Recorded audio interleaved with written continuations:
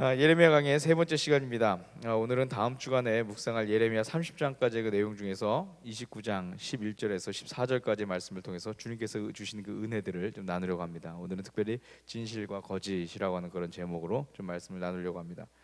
먼저 총 52장이나 되는 이 예레미야서의 내용 중에서 우리가 어디쯤을 보고 있는지에 대한 그런 정리가 필요할 것 같습니다. 우리가 다음 달도 이제 예레미야를 묵상할 예정이거든요. 예레미야서는 주제에 따라서 총 7개의 부분으로 나눠져 있는데 그것은 다음의 표와 같습니다. 글씨가 잘 보이시는지 모르겠습니다. 1장부터 25장까지는 예루살렘과 유다에 대한 심판의 말씀이었죠. 그래서 저희가 앞부분은 빼고 뒷부분 21장부터인가요? 저희가 그렇게 묵상을 해왔습니다. 그리고 26장부터 29장까지는 거짓된 희망과 거짓 예언자들에 대한 그런 내용들이 담겨 있고요. 그리고 30장부터 33장까지는 이스라엘과 유다에 대한 구원의 말씀들이 담겨 있습니다. 34장부터 38장까지는 왕과 백성에 대한 마지막 경고의 말씀이 있고, 그리고 이제 39장부터 45장까지는 예루살렘의 함락과 생존자들의 운명, 그리고 46장부터 51장까지는 이방 민족들에 대한 심판의 말씀, 그리고 52장에서는 마지막 장인데요. 52장에서는 예루살렘 함락과 바벨론 포로 장면이 따로 한 번 더 이렇게 기록이 되어서 나옵니다. 저희가 이제 이번 주간부터 예레미야 26장의 말씀을 묵상했고, 다음 주간에 29장의 말씀을 묵상할 예정이니까 저희는 지금 예레미야의 그 두 번째 부분, 지금 빨갛게 칠해져 있는 저 부분을 지나고 있다, 이렇게 여러분들이 이해하시고 말씀을 계속해서 묵상하시면 좋겠습니다. 오늘 우리가 볼 예레미야서 이 두 번째 부분의 특징은요, 예레미야 예언자의 그 생애와 활동 가운데서 일어났던 그 중요한 사건들에 대한 그런 내용들이 담겨 있습니다. 그래서 우리는 이 부분을 묵상할 때 역사적인 배경과 그 이야기들을 함께 보면서 묵상할 필요가 있습니다.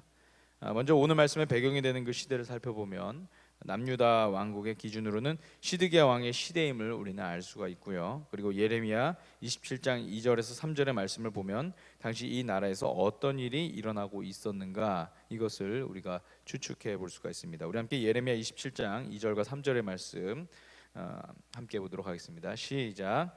주님께서 나에게 이렇게 말씀하셨다. 나는 나무를 만들어 밧줄을 달고 그 멍에들을 내 목으로 메어다가 지금 유다 왕 시드기야를 만나려고 예루살렘에 와 있는 사절들에게 나누어 주어 그것들을 에돔 왕과 모압 왕과 암몬 사람의 왕과 두로 왕과 시도 왕에게로 보내어라. 아멘.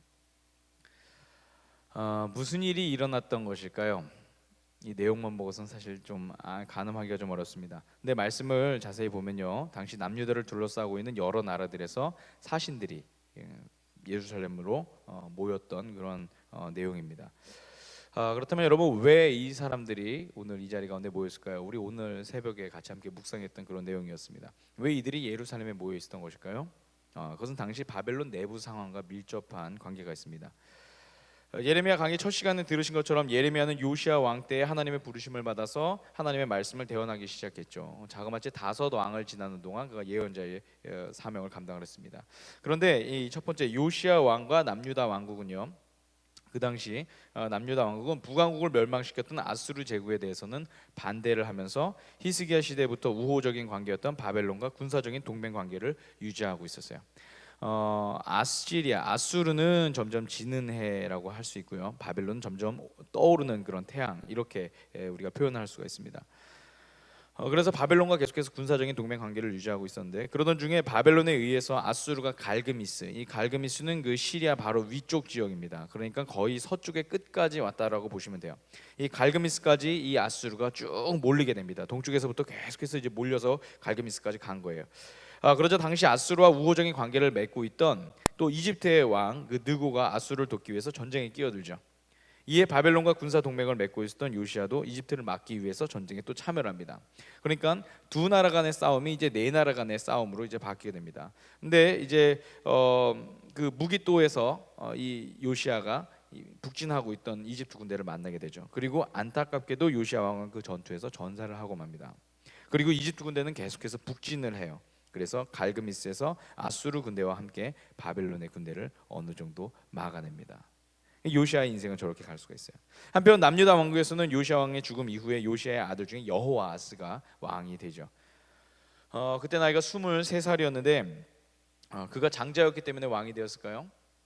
아닙니다. 뒤에 나오는 열왕기하 23장의 36절의 그 말씀을 보면요, 여호아하스 위에 2살 위에 배다른 형인 엘리야김, 다른 말로는 여호야김이 있었습니다. 근데 일반적인 상식과 다르게 여호아하스가 형을 제치고 왕위에 올라가요. 왜 그랬을까요? 이 일에 대해서 선왕인 요시야의 그 반애굽 정책이 계속되기를 바라는 남유다 귀족 세력들이 배후에 있었을 것으로 학자들은 그렇게 보고 있습니다. 그러니까 계속해서 요시야의 정책, 요시야의 그 외교 정책이 유지되기를 원하는 그런 사람들의 바람이 있었던 거죠. 아마도 여호아스의 그 어머니인 그 림나 출신의 하무달은 그런 무리들과 깊은 연관이 있었겠죠. 그래서 그가 형보다 앞서서 왕좌를 차지하게 됩니다. 우리가 사극에서 흔히 보고 있는 그런 왕자의 그 싸움들이 바로 이 이스라엘 가운데서도 동일하게, 남유다 가운데서 동일하게 있었다는 얘기예요. 그런데 그 이집트 왕 느고의 입장에서는 그런 이 인사 조치가 결국 달가운 그런 일은 아니었습니다. 그래서 여호아스가 왕이 된 지 불과 3개월 만에 그를 끌어다가 수리아의 땅 리블라라고 하는 곳으로 그를 납치해서 가두게 되죠. 당시 이 리블라라고 하는 것은 이 갈그미스 전투를 치르고 있던 이집트 군대의 사령부가 있던 곳이었습니다. 즉 자신들의 사령부 안에 유다 왕을 납치해서 가둔 것이죠. 굉장히 치욕적인 그런 역사이죠. 그리고 여호아스와는 다른 정치적 성향을 가진 이복형, 똑같이 요시아의 아들입니다. 그 엘리야김을 왕의 자리에 앉히고, 그리고 이름도 여호야김으로 이 바로누고가 직접 바꿔버립니다. 자신의 영향력 아래 있어라라는 거죠. 그 이름을 바꿨다는 얘기는요. 상징적으로 남유다 왕국에 대한 이집트의 내정 간섭이 시작되었고, 남유다 내 친이집트 정권이 들어선 것을 보여주는 장면이다, 그렇게 볼 수가 있습니다. 또한 이후 남유다는 이집트에 조공을 바치는 그런 속국이 되었죠. 이게 이제 여호야김 시대의 그 외교 정책과 그다음에 그 결과에 대한 그런 내용입니다. 그런데 한편 이 바벨론에서도 이제 왕권의 변화가 일어나게 됩니다. 요시야 시대 때 바벨론을 이끌던 그 나보폴라살이라고 하는 그런 왕이 있었습니다. 우리가 잘 아는 느부갓네살 왕의 아버지예요. 이 나보폴라살이 죽고 그의 아들 느부갓네살이 이제 왕위에 오르게 됩니다. 이 느부갓네살 때 바벨론 제국이 굉장히 비약적으로 성장을 하게 돼요. 그는 자신의 아버지가 실패했던 그 갈그미스를 다시 진격을 합니다. 그리고 아수르에 남은 그 잔재들과, 그리고 또 다시 그들을 도우려고 달려들어왔던 그 이집트의 바로누고와의 전투에서 이 바벨론이 크게 승리를 하죠. 그리고 이어서 그 기세를 몰아서 남유다까지 쭉 진격을 해나갑니다. 사실 엄밀하게 보면은 남유다를 침공했다라고 보기보다는 이집트를 침공하러 가는 중에 그 길가에 있었던 남유다를 이제 그들이 지나가면서 그들을 공격을 했던 것이죠. 이때 많은 이들이 바벨론으로 끌려가게 됐는데 이때 끌려갔던 이들 중에 우리가 잘 아는 다니엘과 세 친구들도 있습니다. 우리 다니엘서 1장 1절부터 7절의 말씀을 보면은 그런 내용들이 나옵니다. 그래서 학자들에 따라서 이때를 바벨론 침공, 유다 침공, 1차 유다 침공이라고 보는 학자들도 있고, 또 이때는 이집트를 치러 가는 중에 일어났던 일이니 정식적인 남유다의 침공이 아니라고 보는 의견도 있습니다. 뭐 어찌 되었건 상관없습니다. 이로써 남유다는 이집트의 속국에서 바벨론의 속국으로 넘어가게 되었습니다. 주전 605년경의 일이죠. 그런데 남유다 왕국은 바벨론을 단 3년만 섬기고 돌아서게 됩니다. 대체 무슨 일이 있었을까요? 그 배경을 또 살펴보면 바로 느고와의 전투에서 승리한 느부갓네살은 그 기세를 몰아서 남유다를 침공하고 이집트까지 공격을 하는데, 이집트 시내 브로크 오브 이집트라고 하는 그 지명을 갖고 있는 이 이집트 시내라는 곳에서 큰 전투가 벌어졌습니다. 이집트 지도상으로는 이집트를 들어간 그 초입이에요. 그 초입에서 전투가 벌어졌는데 이때 두 나라 간에 아주 큰 손실을 입게 됩니다. 지키려고 했던 이집트나 그리고 공격을 했던 이 바벨론 모두에게 큰 손실이 일어났죠. 그래서 느부갓네살은 전쟁을 중단하고 본국으로 돌아가서 전열을 가다듬는 그 시간을 삼습니다. 이때가 이제 주전 602년경에 일어났던 일이었어요.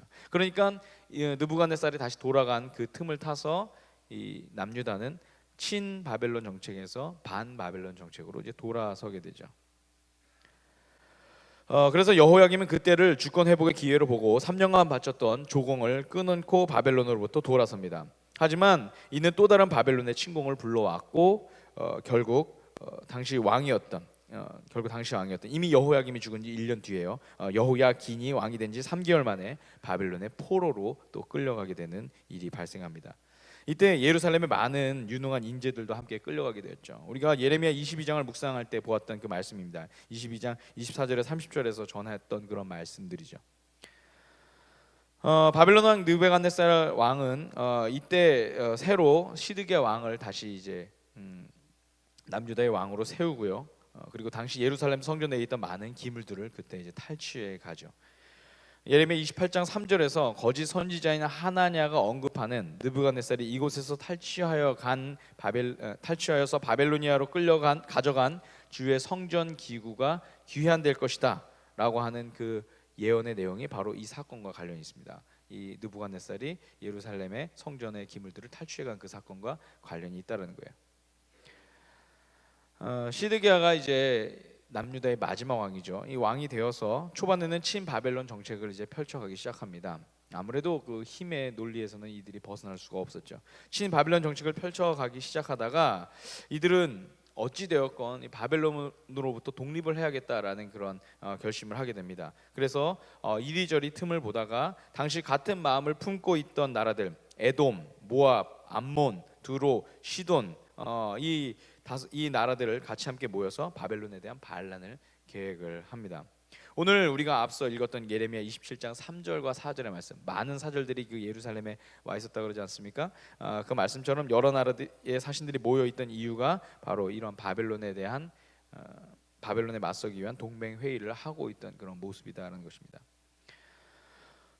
이는 단순히 이 나라들만의 이야기는 아니고요. 세계사적으로 봤을 때 당시 이집트의 정권의 변화와도 어느 정도의 관계가 있습니다. 그동안 바벨론에 의해서 완전히 위축되고 본인들의 영토 밖으로 나가지 못했던 이집트가 왕권의 교체로 인해서 국력을 다시금 신장하기 시작을 했고, 이에 따라 주변국들도 이집트로부터의 원조를 이제 기대하면서 이제 바벨론과 한번 싸워보겠다 이렇게 이제 계획을 세웠던 거죠.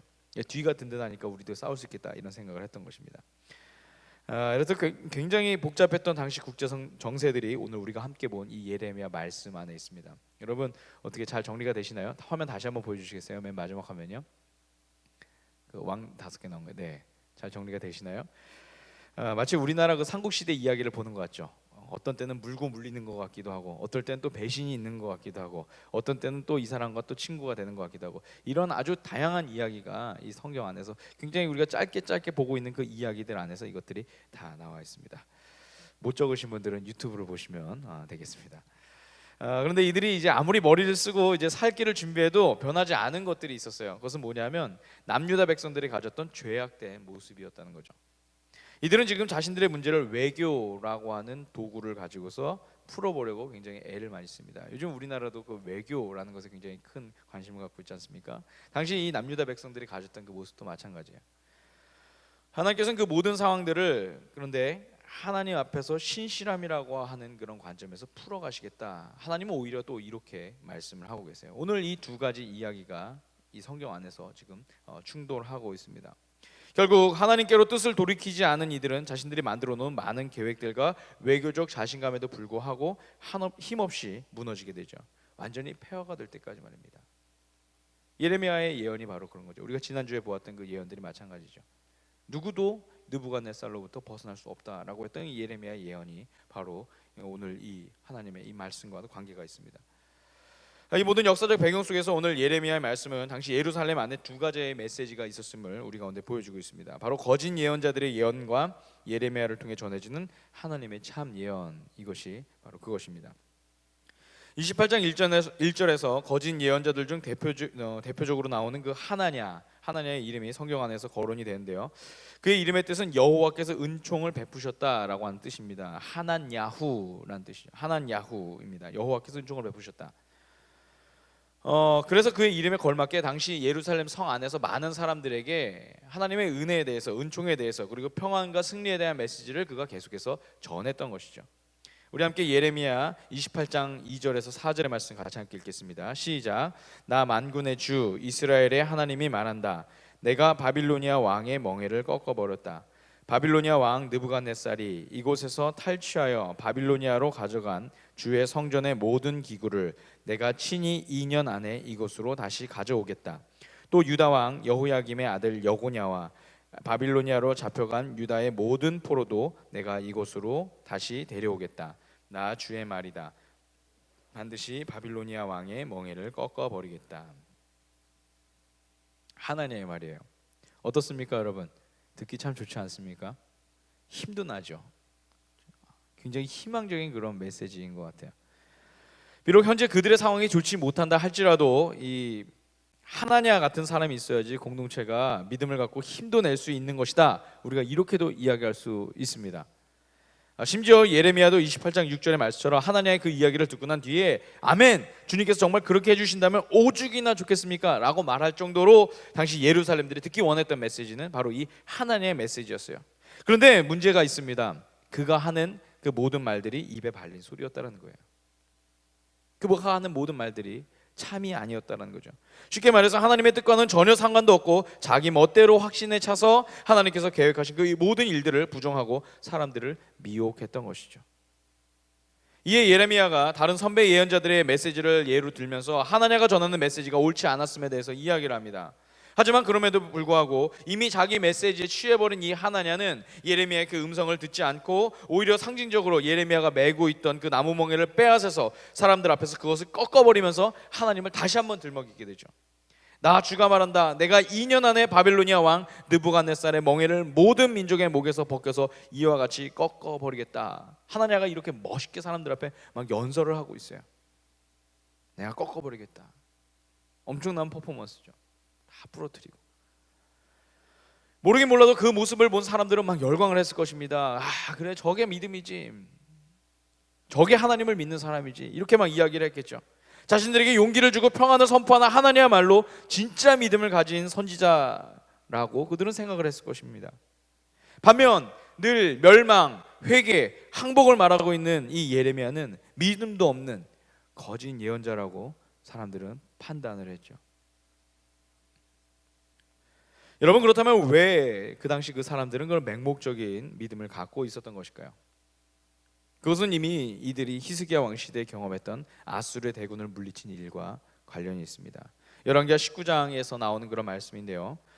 예루살렘이 풍전등화 같은 그런 상황에 처했을 때 하나님께서는 히스기야의 기도를 들으시고 이사야 예언자를 통해서 예루살렘을 보호하실 것에 대해서 그렇게 말씀을 하시죠. 그리고 실제로 하룻밤 사이에 아수르의 대군을 하나님께서 섬멸해 버리시는 그런 놀라운 기적을 이들 가운데 보여주셨습니다.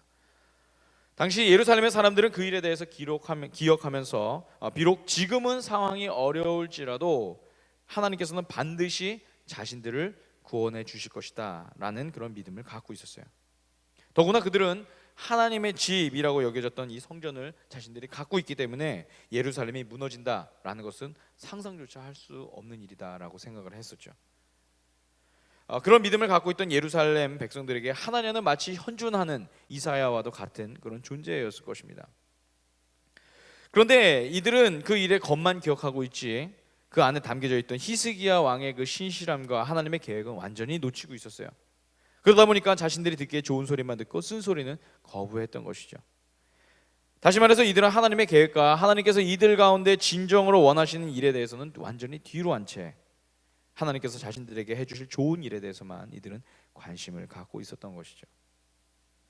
하나님께서는 예레미야 26장 3절의 말씀처럼 여전히 남유다 백성들이 하나님의 음성을 듣고 그리고 하나님께로 그들의 마음을 돌이키길 계속해서 하나님 원하시고 기대하고 계시는데 그들은 자신들의 귀를 완전히 닫아버리고 마음을 잠궈버림으로써 그런 하나님의 기대마저도 완전히 저버리게 되었죠. 그런데 이런 거짓 선지자와 허황된 믿음의 이 문제는 예루살렘에서만의 일은 아니었습니다. 예레미야 29장으로 이제 넘어가게 되면 이미 바벨론에 의해서 포로로 끌려간 이들 사이에서도 거짓 선지자들이 나와서 그들의 마음을 어지럽게 하고 있었음을 우리 가운데 암시하고 있습니다. 성경의 내용을 따라서 그들이 전했던 내용들을 추측을 해보면요, 거짓 선지자들은 포로로 끌려간 이들로 하여금 현실에 적응하지 못하게 하고 그리고 하나님께서 곧 돌아가게 하시리라고 하는 그런 헛된 망상을 이들 가운데 심어주게 했습니다. 쉽게 말하면 현실 도피의 그런 메시지들을 이들 가운데 전했던 것이죠. 너희들 여기 왔지만 금방 돌아갈 거야. 금방 돌아갈 거야. 사람들은 그냥 언제 돌아갈지도 모른 채 그 말만 믿고서 그냥 가만히만 있었어요. 이게 당시 이 포로로 끌려왔던 사람들의 모습이죠. 하지만 하나님께서 갖고 계신 계획은 그것과 달랐죠. 예레미야 29장 10절에 나오는 말씀처럼 하나님께서는 분명히 정한 기한이 있으셨고, 그리고 그때 하나님께서 은혜를 베푸셔서 다시 이들을 돌아오게 하실 계획을 갖고 계셨습니다. 따라서 지금 그들이 해야 할 일은 자신들이 처한 상황에서 최선을 다해서 열심히 살아나가고 자식들을 낳고 번성하는 일이었죠. 그래서 예레미야는 사반의 아들 엘리사와 힐기야의 아들 그마랴가 왕의 사절로 바벨론을 향할 때 그들 편에 포로로 잡혀갔던 남유다 동포들에게 하나님의 말씀을 편지로 전하게 됩니다. 그곳에 이렇게 말하죠. 집도 지어라, 농사도 지어라, 열매도 따먹고 장가도 들고 자식도 낳고 너희들이 살고 있는 성읍들이 평안을 누리도록 노력해라. 그래야 너희가 평안할 것이다. 이게 뭡니까? 너네 지금 살고 있는 그 현실을 잘 살아라라는 그런 말씀이죠. 그리고 하나님의 이름을 빙자하여 말하는 거짓 예언자들을 조심해라라고 그렇게 예레미야 예언자가 포로로 잡혀간 이들을 향해서 당부합니다. 제가 오늘 이렇게 길게 거짓 예언자들과 참 예언자의 이야기를 나눴습니다. 네, 오늘 이 말씀을 보다 보면요, 깨닫게 되는 거짓 예언자들의 몇 가지 특징들이 있습니다. 첫 번째로는 현실을 부정한다라는 것이죠.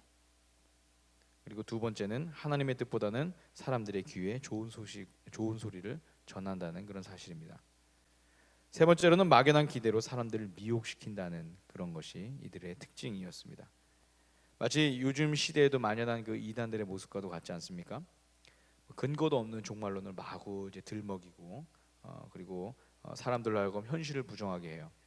그리고 있지도 않은 낙원이라고 하는 그런 듣기 좋은 말을 사용해서 사람들을 미혹하죠. 자신들의 방법으로 자신들은 구원을 받을 것이라는 막연한 기대를 하게 하는 그런 모습들. 예레미야 당시에도 그랬고요. 오늘 우리 주변에도 심심치 않게 나타나는 모습이 아닐까 그렇게 생각이 됩니다. 또 한 가지 우리가 주목해서 봐야 할 것이 있습니다. 그것은 뭐냐면 그런 메시지에 넘어가는 사람들의 모습이에요. 당시 예루살렘에 많이 있었던 그 예루살렘 주민들, 그리고 포로 시대에 끌려갔었던 그 당시의 그 사람들. 예레미야서에서 보여주는 당시 예루살렘 사람들은 자신들이 처한 그 부정적인 현실에 대해서 어떻게든 면하려고 했고, 그리고 피하려고 하는 열망이 강했던 사람들이었어요. 그래서 이런저런 외교 정책을 취해보기도 하고, 그마저도 안 되니까 예루살렘 성전을 향한 맹목적인 믿음을 가지기도 했죠. 성전이 있는 한 우리는 안전하다. 이것이 주님의 성전이다. 이것이 주님의 성전이다. 당시 거짓 예언자들이 사람들에게 가르쳤던 그런 메시지였습니다. 이것이 주님의 성전이다. 이것이 주님의 성전이다. 성전이 있으니까 우리는 안전하다라는 거죠. 그래서 예레미야 예언자가 그들에게 말하죠. 이것이 주님의 성전이다. 이것이 주님의 성전이다 하는 그 말을 믿지 말아라 라고 그렇게 이야기해요. 사람들이 거기에 대한 맹신이 있었던 거죠. 또한 매서운 하나님의 말씀을 들으려고 하기보다는 자신들에게 위로가 되고 안심이 되는 소리말을 듣고자 이 사람들은 그렇게 귀를 기울였습니다. 그리고 그런 말을 하는 사람들만 찾아다녔던 거죠. 오늘날에도 얘기하면 이런 거죠. 축복과 번영과 평안을 말하는 그런 것만을 우리가 듣기 좋아하는 그런 우리의 모습도 이와 별반 다르지 않을 거다라고 그렇게 생각이 됩니다. 당시도 그랬어요. 그래서 축복과 평안과 번영을 말하는 하나냐와 같은 거짓 예언자들을 사람들은 찾아다녔죠. 결국 하나님의 말씀으로부터는 사람들이 멀어지고, 그리고 사람이 전하는 거짓에는 가까워지는 모습으로 변질을 낼 수밖에 없었습니다. 이것이 예레미야 시대 당시 예루살렘 성 안에 있었던 사람들의 그 모습이었습니다. 그리고 어쩌면 오늘 우리 안에서 우리에게도 나타나는 그런 모습일 수도 있겠습니다. 사랑하는 여러분, 오늘 우리는 하나님 앞에 나왔다고 하면서 우리는 어떤 태도로 하나님의 말씀을 듣고 있습니까? 그분의 말씀이 내 영혼과 골수를 쪼개며 예리하게 우리의 골문 부위를 도려내시는 그런 말씀으로 여겨지십니까? 아니면 말랑말랑한 풍선처럼 내가 좋은 대로 불어버리는 그런 말씀으로 여겨지고 있습니까? 저는 오늘 하나님의 말씀 앞에서 우리 모두가 말씀을 전하는 저를 포함해서 하나님의 말씀을 경외함으로 받아들일 수 있었으면 좋겠습니다. 할렐루야. 하나님의 말씀을 우리가 경외함으로 받아들여야 되는 거죠. 그 말씀이 우리 가운데 이루어지기를 우리가 두렵고 떨리는 마음으로 받아들여야 되는 거죠. 그분이 만약에 우리의 삶에 대해서 책망하시는 부분이 있다면 그 일에 대해서 반론과 핑계를 대는 것이 아니라 아멘 하면서 회개하는 순종이 있어야 되겠죠. 또한 하나님께서 우리 삶에 대해서 기다려야 한다라는 그런 말씀이 있으면 그 일에 대해서 불편해하지 않고 인내하는 믿음을 우리가 갖도록 기도해야 되겠죠. 또한 지금의 이 시간이 고통스럽더라도 함께 가자라고 그렇게 말씀하시면 그 일에 대해서도 우리가 받아들일 믿음의 용기가 우리에게 있어야 할 줄로 믿습니다. 그런 믿음이 우리 가운데 필요하다는 거죠. 우리가 좋아하는 말씀, 우리가 원하는 말씀, 우리를 잘되게 하는 말씀, 이런 말씀만이 아니라 오늘 주님께서 우리 가운데 원하시는 그 말씀에 대해서 우리도 아멘 하면서 들을 수 있는 그런 믿음의 용기, 그것들이 오늘 우리 가운데 있어야 되는 것입니다. 이 말씀은 막연하게 신앙적으로 잘 참으시라는 그런 말씀이 아닙니다. 하나님의 큰 계획 안에 우리의 삶을 잘 두어야 한다는 그런 말씀입니다. 하나님께서는 예레미야의 말씀을 통해서 예루살렘의 멸망을 말씀하셨지만 사실 그 멸망은 재앙을 위한 멸망이 아니었습니다. 오히려 회복을 위한 수술과도 같은 그런 시간이었죠. 그것이 하나님의 계획이셨어요. 그래서 예레미야서는 멸망을 말하는 것 같으면서도 종국에는 하나님께서 주실 참 회복의 메시지를 전하고 있습니다. 거짓 예언자들이 전했던 그 상황을 모면해가는 그런 메시지와는 완전 다르게 말이죠. 우리 함께 예레미야 29장 11절에서 14절까지의 말씀, 우리 세번역 성경으로 같이 함께 읽겠습니다. 시작. 너희를 두고 계획하고 있는 일들은 오직 나만이 알고 있다. 내가 너희를 두고 계획하고 있는 일들은 재앙이 아니라 번영이다. 너희에게 미래에 대한 희망을 주려는 것이다. 나 주의 말이다. 너희가 나를 부르고 나에게 와서 기도하면 내가 너희의 호소를 들어주겠다. 너희가 나를 찾으면 나를 만날 것이다. 너희가 온전한 마음으로 나를 찾기만 하면 내가 너희를 만나주겠다. 나 주의 말이다. 내가 너희를 포로 생활에서 돌아오게 하겠다. 내가 너희를 쫓아보냈던 세상의 모든 나라, 모든 지역에서 내가 너희를 포로로 보냈으나 나는 너희를 그곳에서 너희의 고향으로 다시 데려오겠다. 나 주의 말이다. 할렐루야. 할렐루야. 오늘 하나님께서 이스라엘 백성들, 남유다 백성들을 향하여서 그렇게 말씀을 하고 있죠. 포로들을 향하여서 그렇게 말씀하고 있어요. 돌아오게 하겠다. 멸망이 아니다. 내가 너에게 주고자 하는 것은 번영이다. 미래에 대한 희망이다. 내가 너희의 호소를 들어주겠다. 그냥 막연히 들어주시겠다 하신 말씀이 아닙니다. 오늘 하나님께서 우리 가운데 바뀌어야 될 것들, 새롭게 되어야 될 것들을 주님께서 준비시키신 뒤에 이 모든 것들을 다시 우리 가운데 회복시키시겠다라고 하는 그런 말씀이죠. 하나님의 백성들을 살피시는 하나님의 그 은혜가 오늘 이 말씀 가운데 느껴지십니까? 오늘 우리가 그럼 다시 한번 이 말씀을 다시 한번 읽을 텐데요. 이번에는 이 성경 말씀에다가 우리 이름을 넣어서 한번 읽어보았으면 좋겠습니다. 우리 1:1 양육하시는 분들은 많이 해보셨죠? 우리 이름을 넣어서 오늘 예레미야 29장 11절부터 13절까지의 말씀을 같이 함께 읽을 겁니다. 다음 화면 보여주세요. 괄호가 들어가 있는 화면이요. 이 너희자에다가 자기 이름을 넣으시면 돼요. 네. 괄호자에다가 너희 이름을 두시면 됩니다. 예를 들어서 대환이를 두고 계획하고 있는 일들은 오직 나만이 알고 있다. 내가 대환이를 두고 계획하고 있는 일들은, 이렇게 이제 하시면 됩니다. 제 이름만 넣으시면 저만 좋아집니다. 여러분 이름 같이 넣으셔야 됩니다. 아시겠죠? 네, 한번 해보겠습니다. 시작. 대환이를 두고 계획하고 있는 일들은 오직 나만이 알고 있다. 내가 대환이를 두고 계획하고 있는 일들은 재앙이 아니라 번영이다. 대환이에게 미래에 대한 희망을 주려는 것이다. 나 주의 말이다. 대환이가 나를 부르고 나에게 와서 기도하면 내가 대환이의 호소를 들어주겠다. 대환이가 나를 찾으면 나를 만날 것이다. 대환이가 온전한 마음으로 나를 찾기만 하면 내가 대환이를 만나주겠다. 나 주의 말이다. 아멘. 어떻습니까? 우리 인생을 향한 하나님의 진실이 느껴지십니까? 오늘 하나님께서 우리를 향해서 이런 기대를 갖고 계시다는 거죠. 오늘 하나님께서 우리 인생을 이렇게 만드시겠다는 것입니다. 여러분, 오늘 우리 인생을 향한 하나님의 진실을 우리가 좀 붙잡았으면 좋겠습니다. 그리고 또한 우리 인생을 미혹해 하는 거짓을 우리가 멀리했으면 좋겠습니다. 우리가 어떻게 그것을 구별할 수 있을까요? 우리의 마음이 주님 말씀을 향해 열려 있고 늘 성령 충만하여서 그분의 뜻을 깨닫고자 노력할 때 여러분 이 일이 가능할 줄로 믿습니다. 그래야만 우리가 밝은 읽은 이 말씀이 우리 안에서 역사하시는 그 은혜들을 우리가 누릴 수 있는 것이죠. 우리를 두고 계획하고 계신 하나님의 그 일들,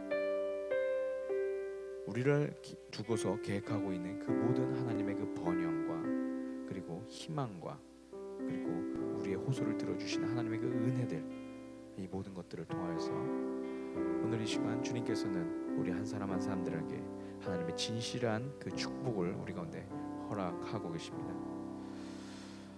오늘 이 시간 이 자리에 계신 분들 중에서 주님의 위로가 필요하신 분들도 계시고, 주님의 보살핌이 필요하신 분들도 계시고, 주님의 치료하심이 필요하신 분들도 계시고, 오늘 이 자리 가운데서 가정 가운데 회복을 꿈꾸며 오신 분들도 계실 줄 압니다.